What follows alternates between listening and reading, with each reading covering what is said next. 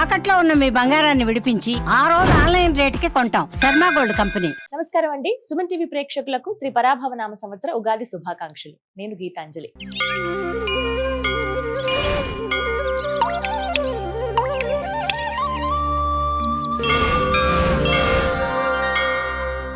మరి ఈ సంవత్సరం ద్వాదశ రాసుల ఫలితాలు ఏ విధంగా ఉన్నాయో తెలుసుకుందాం.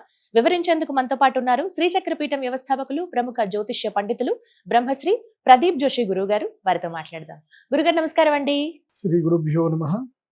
శ్రీమాత్రే నమః. అచింత్య వ్యక్త రూపాయ నిర్గుణాయ గుణాత్మని సమస్త జగదాధార మూర్తయే బ్రహ్మణే నమః. గురుగారు, ఈ పరాభవ నామ సంవత్సరంలో మిథున రాశి వారి జాతక ఫలితాలు ఏ విధంగా ఉన్నాయి, అలాగే వారు చేసుకోవాల్సిన పరిహారాలు ఏంటో తెలియచేస్తారా? మిథున రాశికి ఆదాయం 14, వ్యయము 8, రాజ్యపూజ్యము 6, అపమానం 1. మిథున రాశి వారికి చాలా బాగుంది. ఈ సంవత్సరము నేను ఎవ్వరికీ నెగిటివ్ చెప్పడానికి లేదు, పూర్తిగా పాజిటివ్ చెప్పడానికి లేదు. ఎందుకోసమంటే ఈ సంవత్సరం గురుగ్రహము సంవత్సర ఆదిలో మొట్టమొదటిగా జూన్ వరకు మిథున రాశిలో సంచరిస్తున్నాడు. తర్వాత అక్టోబర్ వరకు కర్కాటక రాశిలో సంచరిస్తున్నాడు. అక్టోబర్ నుంచి జనవరి వరకేమో, అంటే నవంబర్ నుంచి అక్టోబర్ ఎండ్ అంటే నవంబర్, డిసెంబర్, జనవరి వరకేమో సింహరాశిలో సంచరిస్తున్నాడు.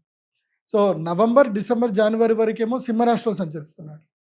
మళ్ళీ కర్కాటక రాశి లోపలికి వస్తున్నాడు. మళ్ళీ జూలైలో సింహరాశిలోకి వస్తాడు. కాబట్టి ఈ సంవత్సరము గురుగ్రహము అందరికీ బెనిఫిట్ ఇస్తున్నాడు.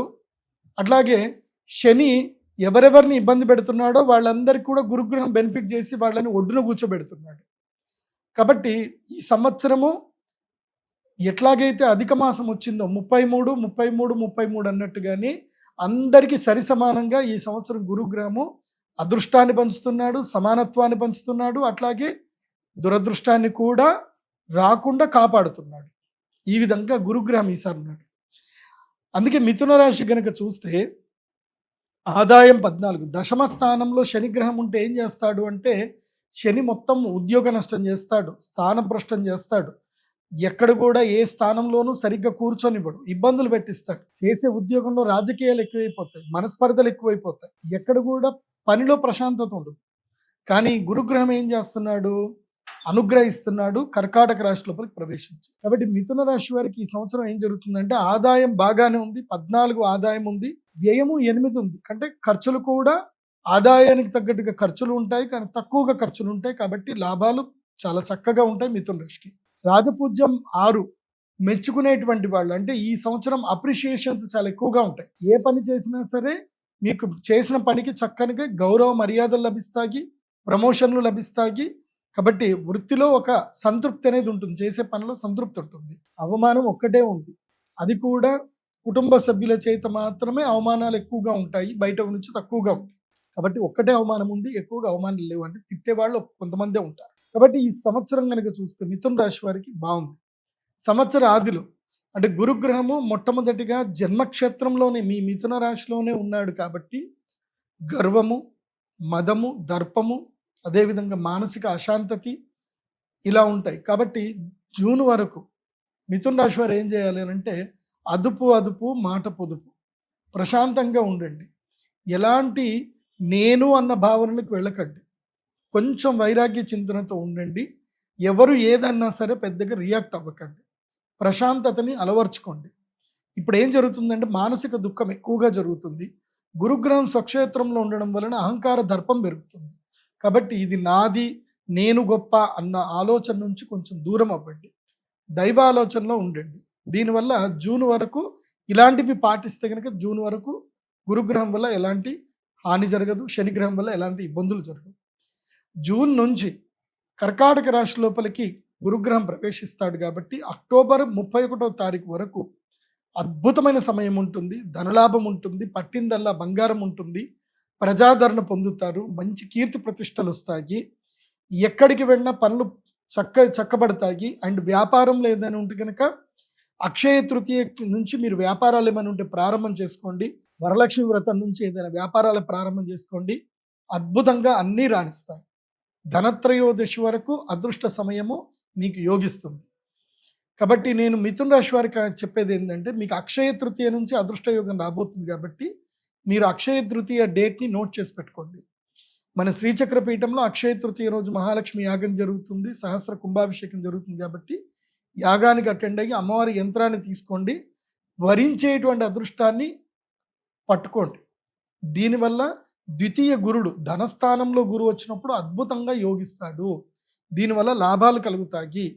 కాబట్టి ద్వితీయ గురుడు కలిగించేటువంటి లాభాల వల్ల సంతోషాన్ని ఆస్వాదించండి.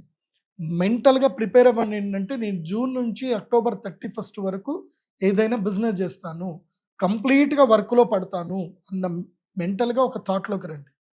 అండ్ అక్టోబర్ 31 నుంచి జనవరి వరకు ఈ సంవత్సరం మీరు తప్పకుండా అయ్యప్ప దీక్ష స్వీకరించాల్సిందే. ఆంజనేయ స్వామి దీక్షలు కానీ అయ్యప్ప దీక్ష కానీ ఏదైనా సరే దీక్ష స్వీకరించాల్సిందే. ఎందుకోసం అంటే ఈ సంవత్సరము మీకు గురుగ్రహము 3వ స్థానానికి అతిచారుడే వెళుతున్నాడు. కాబట్టి తృతీయ స్థానానికి వెళితే సోదరులతోటి కలహము, మనస్తాపము, అదేవిధంగా ఆకస్మిక ధన నష్టము, తర్వాత ఏవైనా ప్రమాదాలు జరిగే అవకాశం ఉంటుంది. కాబట్టి భగవద్ ఆరాధనలో ఉండగలిగితే కనుక ఏ నష్టం జరగదు. కాబట్టి ఈ సంవత్సరం మిథున రాశి వారు, అదేవిధంగా మేషరాశి వారికి కూడా చెప్పాను, మీరందరూ కూడా తప్పకుండా ఈ సంవత్సరము హరిహర సుత అయ్యప్ప స్వామి శాస్తా దీక్షలు స్వీకరించండి. మీరు ఇక్కడనే దీక్ష తీసుకొని ఇక్కడనే విరమించినా పర్వాలేదు, కానీ ఏదైనా ఒక దీక్షలో ఉండండి, ఆ భగవంతుని అనుగ్రహం మీకు ఉంటుంది. అది కాకుండా ఈ యొక్క మిథున రాశి వారికి అఖండ రాజయోగ సిద్ధి కలుగుతుంది. అది ఎప్పుడు అంటే మాఘమాసము నుంచి వచ్చేటువంటి సంవత్సరం అంటే 2027వ సంవత్సరము మాఘమాసం నుంచి అఖండ రాజయోగ సిద్ధి ఉంది. అంటే గోదావరి పుష్కరాలు వచ్చేంత వరకు ఎవరికైతే బాగుంది అని అంటే అది మిథున రాశి వారికే అఖండ రాజయోగ సిద్ధి ఉంది. ముఖ్యంగా రాజకీయంలో ఉన్నటువంటి వారు ఎవరైనా ఉంటే ప్రజాదరణ పొందడానికి మీరు కొత్తగా ఏవైనా పనులు ప్రారంభం చేయాలి, పాదయాత్రలు చేయాలనుకున్న, ప్రజల్ని కలవాలి అనుకున్న, మీరు ఎప్పుడు ప్రారంభం చేయాలి అని అంటే రాబోయేటువంటి 2027వ సంవత్సరము ఫిబ్రవరి నుంచి స్టార్ట్ చేసుకున్నా, లేదా వచ్చే ఉగాది నుంచి స్టార్ట్ చేసుకున్న బాగానే ఉంటుంది. కాబట్టి గురుడు అఖండ రాజయోగాన్ని ప్రసాదించబోతున్నాడు మిథున రాశి వారికి. ఎప్పటి నుంచి ఎప్పటి వరకు అంటే జూన్ నుంచి అక్టోబర్ 31 వరకు, ఫిబ్రవరి నుంచి వచ్చే సంవత్సరం 2026 ఫిబ్రవరి 27 ఫిబ్రవరి నుంచి 2027 జూలై వరకు అఖండ రాజయోగ సిద్ధిని కలిగించబోతున్నాడు గురుగ్రహం. కాబట్టి మీరు ఇవన్నీ కూడా పాటించండి, సంతోషంగా ఉండండి. అయితే గురుగ్రహ జాతకులు ఎవరైతే ఈ మిథున రాశి జాతకులు ఎవరైతుందో గురుగ్రహ అనుగ్రహంతో గృహ రుణాలు ఏమైనా ఉంటే కనుక ఈ సంవత్సరం తీసుకునే ప్రయత్నం చేయండి. గృహ రుణాలు కూడా తీర్చే ప్రయత్నాలు చేస్తారు, చక్కగా లాభం కలుగుతుంది. కొత్తగా వ్యాపారాలు ప్రారంభం చేయండి అని మాత్రం నేను మిథున రాశి వారికి ఈ సంవత్సరం అడ్వైజ్ చేస్తాను. ఉద్యోగం మానొచ్చు, ఏది జూన్ తర్వాత ఉద్యోగాలు మానేసి అంటే చాలని శాలరీస్ ఉంటే మానేసి చక్కగా వ్యాపారం చేసుకోవచ్చు, బాగుంటుంది. మిథున రాశి వారికి నేను పరిహారం ఒకటి చెప్తాను, ఈ పరిహారాన్ని తప్పకుండా ఫాలో అవ్వండి. మీ జాతక రీత్యా మీకు శనిగ్రహము అంత ప్రతికూలంగా ఉన్నాడు, శనిగ్రహం అనుకూలంగా లేడు. కాబట్టి ఏం చేయాలి అని అంటే కృష్ణ స్ఫటిక మాల, ఈ యొక్క మాలను మీరు మెడలో వేసుకోండి. శనిగ్రహానికి సంబంధించిన దశమ స్థానానికి సంబంధించిన సమస్యలు దూరం అవుతాయి. అదేవిధంగా భాగ్యంలో రాహు ఉన్నాడు, ఆ రాహు కూడా మీకు ఇబ్బంది కలగకుండా అన్ని సమస్యలు దూరం చేస్తాడు. కాబట్టి కృష్ణ స్ఫటిక మాల వేసుకోండి, అంతా మేలు జరుగుతుంది. ముఖ్యంగా ఈ సంవత్సరం మీరు దర్శించవలసినటువంటి దేవస్థానం ఏమిటి అంటే గనక మహాకాలుడి యొక్క దర్శనం చేసుకోండి. ఉజ్జయిని మహాకాళేశ్వరుడి దర్శనం చేసుకోండి, హరసిద్ధి మాత దర్శనం చేసుకోండి, జూన్ లోపల దర్శనం చేసుకోండి. అక్షయ తృతీయ రోజు తప్పకుండా మహాలక్ష్మి యాగం అటెండ్ అవ్వండి, మీకు అద్భుత రాజయోగ సిద్ధి కలుగుతుంది. సర్వే జనా సుఖినో భవంతు. శ్రీమాత్రే నమః.